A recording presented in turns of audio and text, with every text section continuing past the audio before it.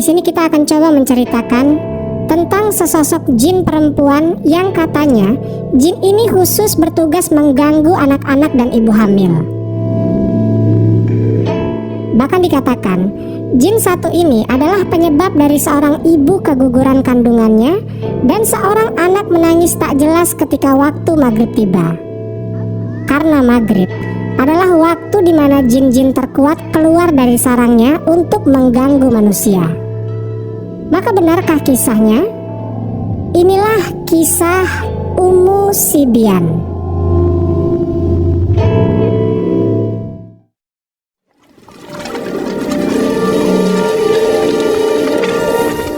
Pada suatu hari, ketika Nabi Sulaiman sedang dalam perjalanan dari Syria menuju Rum, saat itu beliau berangkat dengan cara duduk di atas permadaninya yang dibawa oleh angin. Dan saat itu pula malaikat Jibril dan malaikat Mikail ikut dalam perjalanan tersebut. Di tengah-tengah perjalanannya, Sulaiman dan rombongan dikejutkan oleh sesosok penampakan jin yang sangat aneh.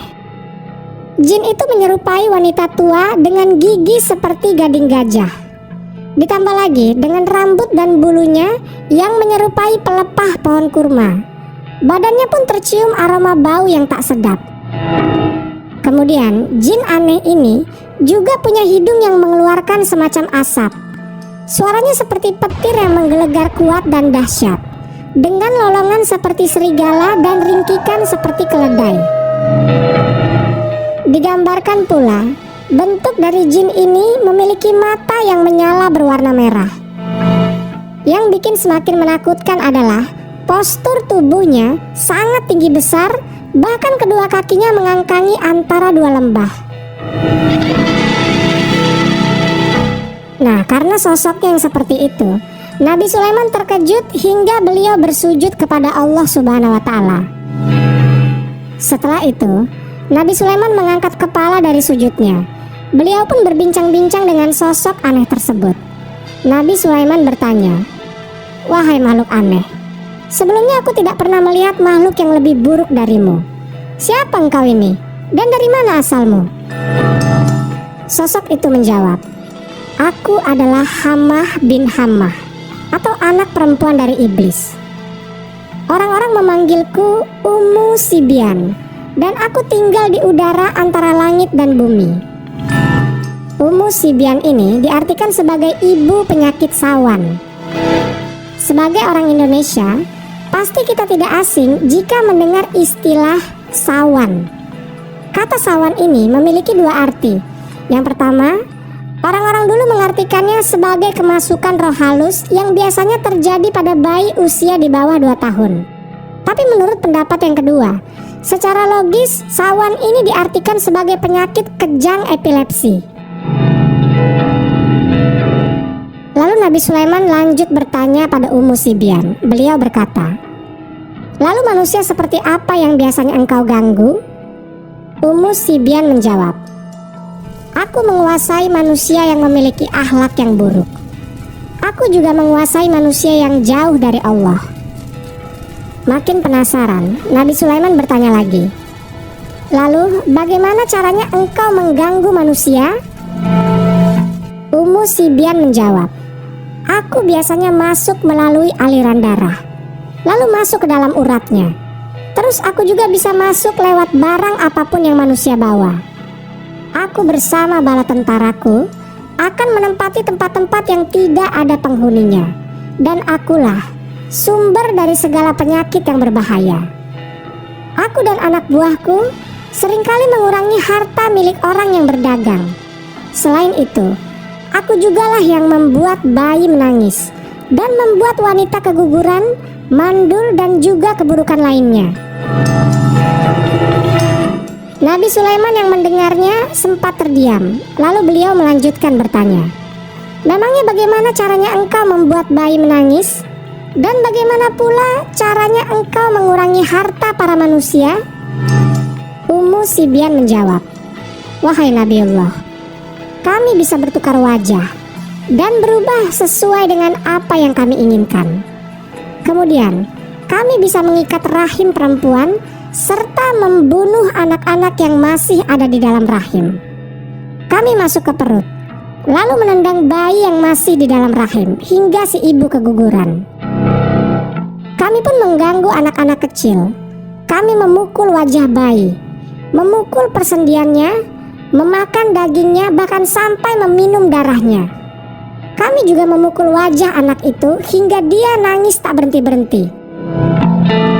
Dalam keseharian, mungkin kita sering lihat ada anak-anak yang menangis tak jelas ketika datangnya maghrib. Dan gak hanya itu, terkadang mereka menjerit dengan mata terbelalak ke arah tertentu seperti sedang melihat sesuatu. Dan tak jarang pula, anak-anak sering demam tinggi hingga berakibat fatal, yaitu kematian. Kemudian, untuk bagaimana caraku mengambil harta manusia, yaitu dengan cara menjerit dan meraung, sehingga manusia lari meninggalkan hartanya. Lalu aku dan bala tentaraku akan meniup hartanya hingga habis tak tersisa. Setelah itu, Nabi Sulaiman mengikat Ummu Sibyan dan juga bala tentaranya dengan sebuah perjanjian. Nabi Sulaiman mengikat dengan perjanjian kepada Allah Subhanahu wa Ta'ala, mengikatnya dengan ahdu, merantainya dengan besi, dan juga memenjarakannya di dasar lautan. Kemudian di saat itu, malaikat Jibril menyarankan kepada Sulaiman supaya Ummu Sibyan ini dibakar. Dan pada saat itu Ummu Sibyan memohon supaya dirinya tidak disiksa, karena menurutnya hanya Allah Subhanahu wa Ta'ala yang pantas untuk menyiksanya. Dia juga memohon untuk diringankan siksaannya. Dan dari situlah Nabi Sulaiman membuat suatu perjanjian dengan iblis terkait 7 perkara. Dan inti dari 7 perkara itu adalah bahwa Ummu Sibyan bersama dengan bala tentaranya dilarang untuk mencelakai anak cucu Nabi Adam. Untuk benar atau tidaknya kisah ini, sebagian ustadz ada yang menyampaikan kisah ini di ceramahnya. Ada pula ulama yang menentangnya dan bilang kalau ini adalah sebuah khurafat yang terbesar di masyarakat. Adalah salah satu hadis Nabi Shallallahu Alaihi Wasallam yang mengemukakan barang siapa yang dikaruniai seorang anak, lalu dia mengazani pada telinga kanannya dan beriqomat pada telinga kirinya, niscaya anak itu tidak akan dimudaratkan oleh Ummu Sibyan. Hadis ini dibawakan oleh Al-Haytham dalam Al-Majma' yang diriwayatkan oleh Abu Ya'la. Di dalamnya terdapat seorang rawi yang bernama Marwan bin Salim Al-Ghifari, sedangkan ia itu matruk atau ditinggalkan karena kedustaannya. Ahli hadis negeri Syam, Syekh Muhammad Nasiruddin Al-Albani berkata, kalau hadis ini maudhu atau palsu, karena Yahya bin Al-Ala dan Marwan bin Salim keduanya telah memalsukan hadis ini. Kesimpulannya adalah bahwa hadis Nabi Shallallahu Alaihi Wasallam yang berkata tentang Ummu Sibyan adalah maudhu atau palsu. Di samping itu, ada hadis yang serupa yang dijelaskan dalam Sahih Muslim. Rasulullah Shallallahu Alaihi Wasallam bersabda, jika sore hari mulai gelap, maka tahanlah bayi-bayi kalian, sebab iblis mulai bergentayangan pada saat itu. Jika sesaat dari malam telah berlalu, maka lepaskanlah mereka. Kunci pintu-pintu rumah dan sebutlah nama Allah, sebab setan tidak membuka pintu yang tertutup dengan menyebut nama Allah. Wallahu a'lam bishawab. Jadi itulah kisah perjanjian Nabi Sulaiman dan Ummu Sibyan. Semoga kisah ini bermanfaat. Lebih dan kurangnya mohon dimaafkan. Yang benar datangnya dari Allah Subhanahu wa Ta'ala. Khilaf atau keliru itu datangnya dari saya pribadi sebagai manusia biasa. Sampai ketemu di kisah-kisah seru yang penuh makna selanjutnya. Saya akhiri. Wassalamualaikum warahmatullahi wabarakatuh.